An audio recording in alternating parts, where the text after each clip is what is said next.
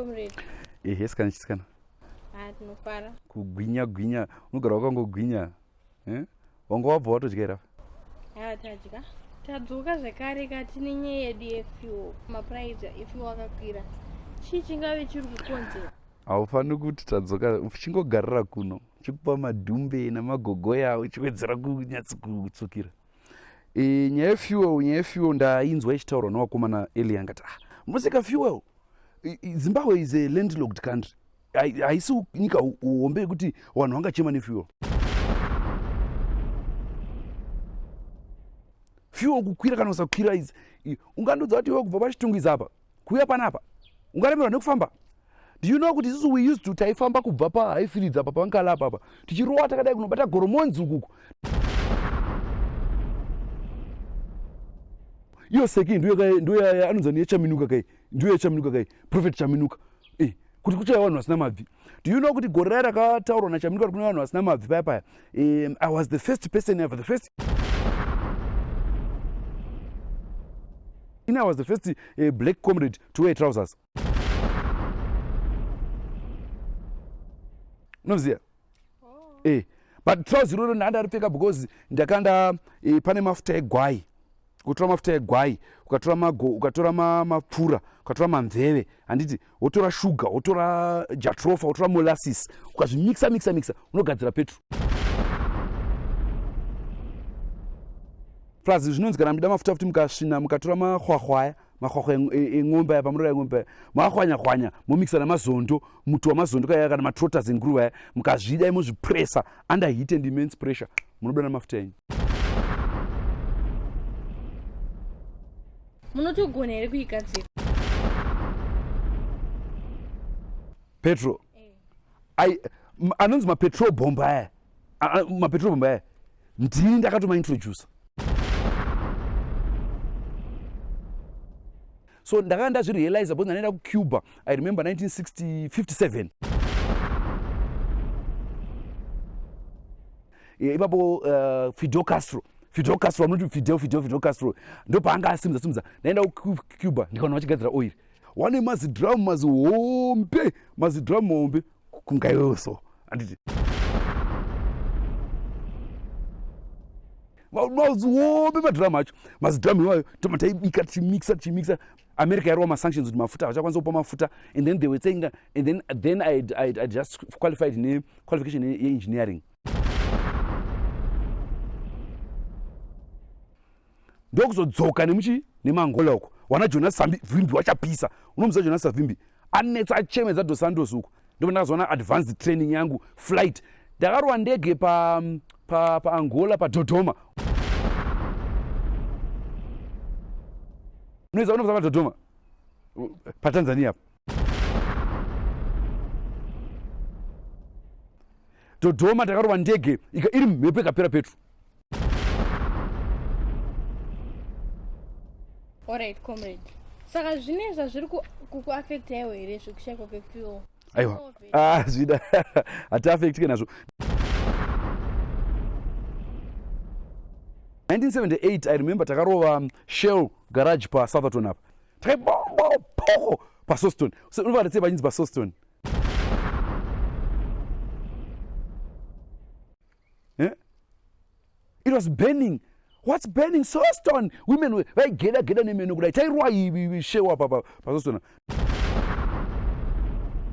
Runaenda ndo paakataura anongati bechu nichidedede. Vanoti mukadzi uyu kwayo anodzinopinza. Zvendege zvazvahaya dzangowangano. But yake iyi takaibomba. Saka mafuta takabomba mamwe acho ndikuziya paari. Saka tikatokupai ma-ingredients munokwanisa kutigadzira petrol. Izvezvi munotsora makutenga petrol ne50 cents per liter. Wakambotora lacto mukaka wembudzi wakakora. Wotora lacto yaya handiti motora ruomba ruya mutuvi ndiwa imwe vafana vese vafana vanonzona vafana vari kumanya vachida kunetsa mazuva ano pakutonga udida vafana vadika vaimwe mutuvisi. Isusu taitora ruomba rero totora wotora wondadai wotora makambokuya dovi pane mafuta nda pamusoro pedovi aya toadira muromba muyame iyozvo ukazotora ukadai tobika mabhodho edu tora mhunga zviyo dai todira romba kuyakuya zvokwata ndozvakaita rotina mavhunga makamutora kunge benzi hanzi pane mufana akaimba anonzani mufana uyu wemuogo anonzani mufana macheso akaimba kauti vakaudza hondo nemurwere wepfungwa vakamusora rotina mavhunga vakati anopenga right now muri kuchema kuti $70 $80 apa pachinhu apa hendei tinongonofukunira mufuku todhugura mburyo hamusi kuda but zvazvinotangira muno zvekudhura zvepetrol iye zvingana netherlands ukoko $8 per gallon uchizi $2 per liter makuchema $60 muchitomboiwana kana zvanetsa fambai iye zvizvi paurapa uchivhindikita wakadai ungaradza kufamba bva unosvika pambare iwe ungabatira dhora kunde pambare apa pambare paiti kana puti dzichirira popopo ndaitiza mabara kusvika pambare ndichikutiza mabara ndichiti nju ndichidzenga nemiti zvakanaka pambare apa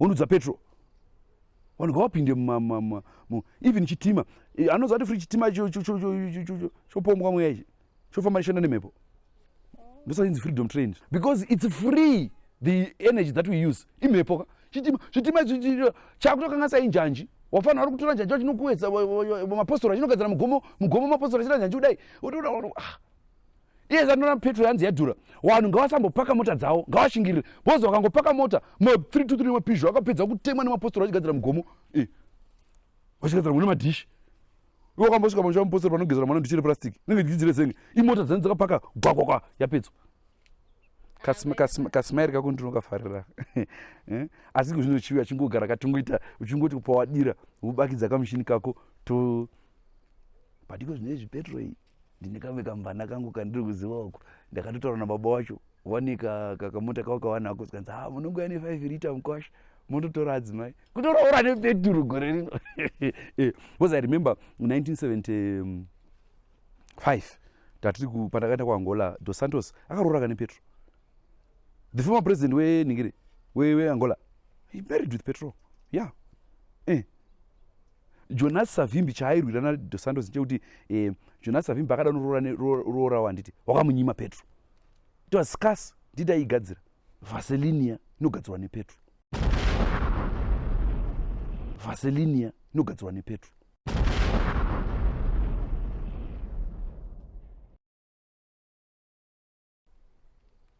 wamuza kuti unotsvaseka nawakazora vaselini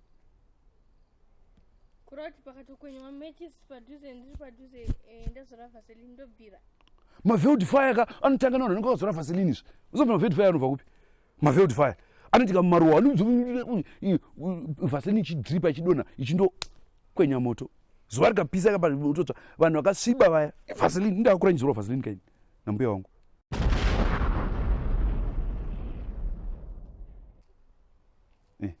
to bent me Putin ndo pakazoblisha katiza ni nawaneka kudza kundo kwapfura pe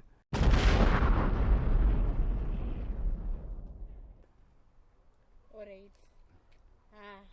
maita basa komwe alright zvakanaka mota yenyu ne petrol